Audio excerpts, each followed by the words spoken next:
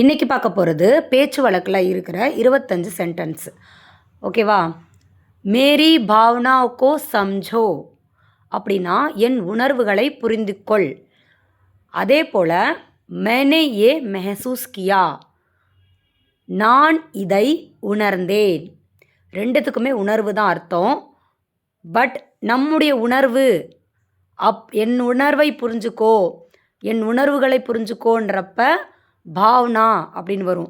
மெஹசூஸ்கோ சம்ஜோ அப்படின்னு வராது. சரிங்களா? நான் உணர்ந்தேன் அப்படின்ற இடத்துல மெஹசூஸ் அப்படிங்கிறது வரும். வித்தியாசம் இருக்குது. எதை எங்கே யூஸ் பண்ணணுன்ற புரிஞ்சு பேசணும். ஓகேவா? Is path Ki Mujhe ஷக் high, is path per Mujhe ஷங்கா high. ரெண்டுத்துக்குமே ஒரே அர்த்தம்தான். ஷங்கா அப்படிங்கிறது கிதாபி பாஷா, அதாவது புக்கில் படிக்கிறப்ப வர்றது. ஷக் அப்படின்றது பேச்சு வழக்கில் இருக்கிறது. ஓகேங்களா? ரெண்டுமே இந்த விஷயத்தில் எனக்கு சந்தேகம் உள்ளது அப்படின்னு தான் அர்த்தம். வாக்கை மே நஹி ஆ பாயா, சச் மே நஹி ஆ பாயா, சஹி மே நஹி ஆ பாயா. மூணுத்துக்குமே ஒரே அர்த்தம் தான். உண்மையாகவே நான் வர முடியலை, நிஜமாகவே நான் வர முடியலை அப்படின்னு அர்த்தம். வாக்கை மே அப்படின்னா உண்மையிலேயே, உண்மையாகவே அப்படின்றதுக்கு அர்த்தம். மை அப்படின்றது நான். ரெண்டுமே என்ன மேன்னு வருதுன்னு கன்ஃபியூஸ் ஆகாதீங்க. மே அப்படின்னா நான், மே அப்படிங்கிறது அதை சேர்ந்தாப்பில் வர்றது. ஹிந்தியில் தனித்தனி தான் எழுதணும், ஆனால் தமிழில் சேர்ந்தாப்பில் எழுதிடலாம். நிஜமாகவே, உண்மையாகவே அப்படின்னு ஒரே மாதிரி வந்துடும். ஹிந்தியில் அந்த மே, கோ, கி இதெல்லாம் தனியாக எழுதுவாங்க. பட் அதை சேர்ந்தாதான் அந்த சென்டென்ஸ் ஃபுல்லாகும். மூணுமே பேச்சு வழக்கில் இருக்கிற வார்த்தைகள் தான். நீங்கள் வீடியோ, படம் இல்லை எங்கேயாவது பேசுகிறத கேள்விப்பட்டீங்கன்னா புரிஞ்சுக்கோங்க. இதுக்கு இதுதான் அர்த்தம். தமிழ்நாடு மீனாட்சி மாதா மந்திர் बहुत प्रसिद्ध है. தமிழ்நாட்டில் மீனாட்சி அம்மன் கோவில் மிகவும் பிரபலமானது. அமிதாப் பச்சன் ஜி बहुत मशहूर अभिनेता है. அமிதாப் பச்சன் ஜி மிகவும் பிரபலமான நடிகர். பிரசித்னாலும் பிரபலம்தான், மஷூர்னாலும் பிரபலம்தான். பிரசித்துன்றது கிதாபி பாஷா புக்கில் இருக்கிறது, மஷூர் அப்படின்றது பேச்சு வழக்கில் இருக்கிறது. ஆனால் ரெண்டுமே பேச்சு வழக்கில் யூஸ் பண்ணுற வார்த்தை தான். சரிங்களா? மாதா அப்படிங்கிறது அம்மன்.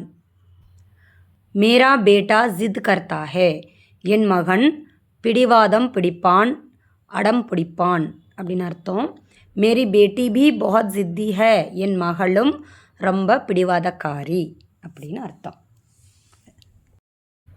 ये आपका वहम है, ये आपका भ्रम है. ரெண்டுத்துக்குமே ஒரே அர்த்தம் தான். பிரம் அப்படின்றது பிரம்மை அப்படின்னு நம்ம சொல்கிறோம் இல்லையா? வெஹம் அப்படிங்கிறது தான் பேச்சு வழக்கில் இருக்கிறது. பிரம்மையாக இருக்கும், மனப்பிராந்தியாக இருக்கும் அப்படின்லாம் சொல்லுவோம் இல்லையா? அந்த இடத்துல பிரம், வெஹம் ரெண்டுமே யூஸ் பண்ணலாம். ஆனால் வெஹம் தான் பேச்சு வழக்கு ஹிந்தி, அதிகமாக அதை தான் யூஸ் பண்ணுவாங்க. तेरा चेहरा क्यों उतरा हुआ है, वो மூஞ்சி ஏன் தொங்கி போயிருக்கு. तेरा चेहरा क्यों मुरझाया हुआ है, वो மூஞ்சி ஏன் வாடி போயிருக்கு. இதை பூக்களிலும் யூஸ் பண்ணலாம். பூ வாடி போச்சு அப்படிங்கிறப்ப ஃபூல் முர்झा गया அப்படின்னு சொல்லலாம். तेरा चेहरा क्यों लटका हुआ है, உன் மூஞ்சி ஏன் தொங்கி போய் இருக்குது. இது மூணுத்துக்குமே கிட்டத்தட்ட ஒரே மாதிரி அர்த்தம் தான். உன் மூஞ்சியை ஏன் தொங்க போட்டு வச்சுருக்க அப்படின்னு நம்ம கேட்போம் இல்லையா? அந்த வார்த்தை தான் இது.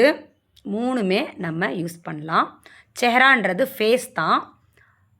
முகம், உன் முகம் ஏன் தொங்க போட்டு வச்சுருக்க அப்படின்னு சொல்லலாம். மூஞ்சின்னு தான் நம்ம யூஸ் பண்ணுவோம் அதிகமாக பேச்சு வழக்கில். அதனால தான் அதவே போட்டேன். பிகர் கயா, செதறி கிடக்கு, செதறி போயிடுச்சு அப்படின்னு சொல்லுவோம்ல அது. ஃபேல் கயா, பரவி கிடக்குது, பரவி இருக்குது, பரப்பி இருக்குது அப்படின்னு சொல்லுவோம்ல அது. சுன்சான் ஜகா, யாரும் ஆள் நடமாட்டம் இல்லாத இடம், வெறிச்சோடி இருக்கிற இடம். சத்தர்க் ரஹியே, எச்சரிக்கையாக இருங்க, எச்சரிக்கையோடு இருங்க அப்படின்றது. சவுதான் ரஹியே, அதுவும் அதே மாதிரி தான், எச்சரிக்கையாக இருங்க, கவனமாக இருங்க. மை துஜ் பர் நிர்பர் ஹூம் அப்படின்னா நான் உன்னை சார்ந்திருக்கிறேன், அதாவது நான் உன்னை நம்பி தான் இருக்கேன் அப்படின்னு சொல்லுவோம்ல அது. मैं किसी पर निर्भर नहीं हूँ, நான் யாரையும் நம்பி இல்லை, நான் யாரையும் சார்ந்து இல்லை அப்படின்னு அர்த்தம். मैं ஆத்மநிர்பர் ஹூ. நான் தன்னை நம்பி தான் இருக்கேன், தன்னை சார்ந்து தான் இருக்கேன், தன் கையே தனக்குதவி அப்படின்ற ஒரு ஆள் அப்படின்ற மாதிரி அர்த்தம். ஒரே வார்த்தைக்கு இவ்வளோ அர்த்தம் இருக்குது. இப்போ ஒரு கேள்வி, துஜே வெஹம் ஹோ கயா அப்படின்னா என்னவா இருக்கும் அப்படிங்கிறத ஆன்சர் பண்ணுங்கள். ஆல்ரெடி கமெண்ட் பண்ணுறவங்களுக்கும் ஆன்சர் பண்ணுறவங்களுக்கும் ரொம்ப ரொம்ப நன்றி. லாஸ்ட் வரைக்கும் பொறுமையாக பார்த்து நிறைய விஷயங்களை கற்றுக்கிட்டு ஆன்சர் பண்ணுறீங்க. ஸோ உங்கள் ஆர்வமும் பிடிச்சிருக்கு. என்னை போல் வேகமாகவும் தெளிவாகவும் ஹிந்தி கற்றுக்கறணும், ஹிந்தி பேசணும்னு ஆசைப்பட்டீங்கன்னா அந்த நம்பருக்கு காண்டாக்ட் பண்ணுங்கள். இதே போல் இன்னொரு வீடியோ ஃபஸ்ட் கமெண்ட்டில் இருக்குது, டச் பண்ணி பாருங்கள், ரொம்ப யூஸ்ஃபுல்லாக இருக்கும். தேங்க்ஸ் ஃபார் வாட்சிங்.